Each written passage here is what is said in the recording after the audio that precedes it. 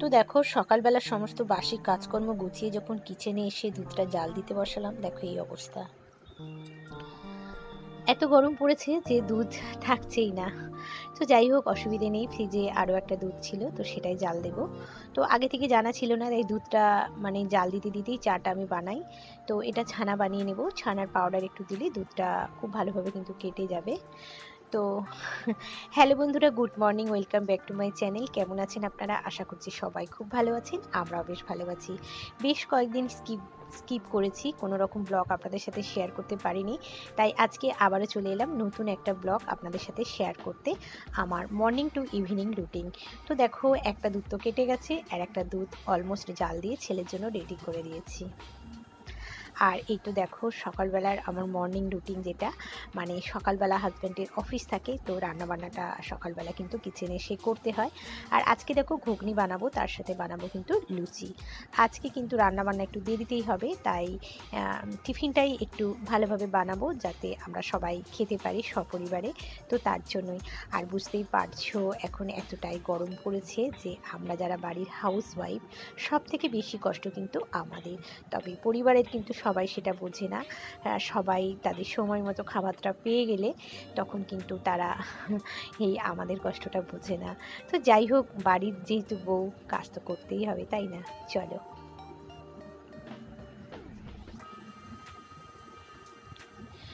তো দেখো সকালবেলা এই গরমে কিন্তু চলছে আমার কিচেনে যুদ্ধ। আর এই তো দেখো গরম গরম লুচি কিন্তু বানিয়ে ফেলেছি, তোমরা সবাই কিন্তু চলে এসো। আর এই তো দেখো হাজব্যান্ডের অফিসের লাঞ্চ বক্সটা কিন্তু ফাইনালি রেডি করে ফেলেছি, ঘুগনি, লুচি, তার সাথে মিষ্টি, অল্প একটু খেজুর আর শশা। তো এভাবেই কিন্তু হাজব্যান্ডকে সকালবেলা অফিসের টিফিনটা বানিয়ে দিতে হয়। আর আজকে যেহেতু হাজব্যান্ডের একটু কাজ আছে, তাই লুচি ঘুগনি এটাই খেয়ে চলে গেছে, তাই বলতে পারো রান্নাঘরে একটু আমি ফ্রি, তবে রান্নাবান্না একটু পরেই করব। আর এই তো দেখো এখন চলে এসেছি আমি ঘরটা একটু পরিষ্কার করতে। সংসারে নানা কাজকর্মে ব্যস্ততার মধ্যেও কিন্তু নিজের ঘরটা যদি পরিষ্কার করতে না পারি, তাহলে কিন্তু কোনো কাজেই মন লাগে না, তাই না? আর সেটাই করছি।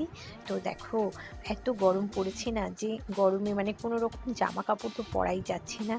তো এই কোনো রকম হাত কাটা জামা পরেই আর কি কাজগুলো করতে হচ্ছে। প্রচণ্ড পরিমাণে গরম পড়েছে। তোমাদের সবার ওখানে কীরকম গরম পড়েছে, কে কোথা থেকে ভিডিওটা দেখছো অবশ্যই কিন্তু কমেন্ট করে জানিও। তো যাই হোক, বেশ কিছুদিন আমি কিন্তু আপনাদের সাথে কোনো রকম ব্লগ শেয়ার করতে পারছি না। তার কারণ কি, দেখো আমার যে আরও একটি ইউটিউবে নতুন চ্যানেল আছে, তো সেখানে আমাকে একটু সময় দিতে হচ্ছে, এই আর কি। সেখানে আমাকে লাইভ করতে হচ্ছে, প্লাস ব্লগ সবটাই করতে হচ্ছে, তাই আমার এই নতুন চ্যানেলে কিন্তু সেভাবে আমি সময় দিতে পারছি না, তাই আপনাদের থেকে একটু ক্ষমা চেয়েই নিচ্ছি বলতে পারেন।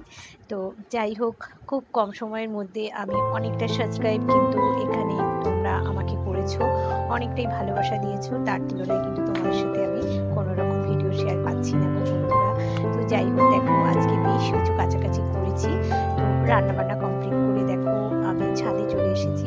আর এখন অনেকটাই প্রায় বেলা হয়ে গেছে বলতেই পারো, প্রায় দুপুর 1:30 বলতে পারো। তো রান্নাবান্নার সাথে সাথে সংসারের আরও বেশ কিছু কাজ করবো, যেগুলো কিন্তু আমি আপনাদের সামনে তুলে ধরতে পারিনি, তবে চেষ্টা আছে আগামী দিনে কিন্তু সবটাই আপনাদের সাথে শেয়ার করবো। আর আপনারা পাশে থাকুন, তাহলেই আমার হবে। তো যাই হোক, আজকে দেখো বেশ কিছু কাছাকাছি কিন্তু করেছি, আর মাথাটা বলতে পারো শ্যাম্পু করে নিয়েছি। আর প্রকৃতির এই সুন্দর ওয়েদারটা কিন্তু দেখতে এতটা সুন্দর হলেও অনেকটাই কষ্টকর। তার কারণ কি বলতো, এখন এতটা গরম পড়েছে না, যে ছাদে আসতে গেলে না আমাদেরকে কিন্তু 10বার চিন্তা ভাবনা করতে হচ্ছে যে কিভাবে ছাদে যাব। তো অনেক ভাবনা চিন্তা করে এখন জামা কাপড়গুলো ফাইনালি নিয়ে চলে এসেছি। তার কারণ কি, স্নান করার পর না একটু ঠান্ডা ঠান্ডা থাকে শরীরটা, অসুবিধা হয় না, কিন্তু দেখো তরতর করে ঘামছি। আর কয়েকদিন ধরেই ভাবছি কাছাকাছি করবো, কিন্তু সময় পেয়ে উঠছি না, তার কারণ এতটাই গরম পড়েছে, আর সংসারে নানা কাজকর্ম তো থাকে।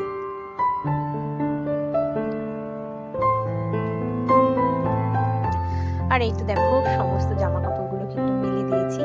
আর আজকে সকালে কি বলতো, ঘুগনি রুটি মানে লুচি ঘুগনি যেটা টিফিনে বানানো হয়েছিল, তো সবাই খাওয়া দাওয়া করেছে টিফিনে, আর এই গরমে মনে হচ্ছে না যে কেউ আর খাওয়া দাওয়া করবে। তবুও অল্প কিছু রান্নাবান্না করেছি, তারপর কিন্তু আমার নিজের কাজে ঝাঁপিয়ে পড়েছি। তো এগুলো বিকালবেলা এসে তুলবো, এখন আর ছাদে আসা যাবে না গো। আর এই তো দেখো সমস্ত মেলে দিয়েছি, আর এখন কিন্তু শুকানোর কোনো রকম টেনশন নেই, তাই না? গরম এতটাই পড়েছে, আপনি কিন্তু নিচে যাওয়া যাক। প্রচণ্ড রোদ্দুর, ছাদে দাঁড়ানোর মতো কোনো রকম সুযোগ নেই যে বিকালবেলা মানে দুপুরবেলা এখন একটু ছাদে দাঁড়াবো। গুড ইভিনিং বন্ধুরা। তো দুপুরের পর থেকে কিন্তু আর সেভাবে ব্লগটা কন্টিনিউ করতে পারিনি। আর এখন দেখো সন্ধেবেলা, সকালে যে ঘুগনি বানিয়েছিলাম সেটাই এখন ছেলেকে একটু রেডি করে দিচ্ছি। এর মধ্যে দেখো অল্প একটু পেঁয়াজ, কাঁচা লঙ্কা সব কিছু দিয়ে সন্ধেবেলা একটু মুখরোচক ওকে বানিয়ে দিলাম। আর তো চলো আজকের একটা ছোট্ট ব্লগ আপনাদের সাথে শেয়ার করলাম, মর্নিং টু ইভিনিং রুটিন। তো কেমন লাগলো অবশ্যই জানাবে। পরের দিন আবারও দেখা হচ্ছে নতুন কোনো ব্লগের সাথে। সবাই খুব ভালো থাকুন।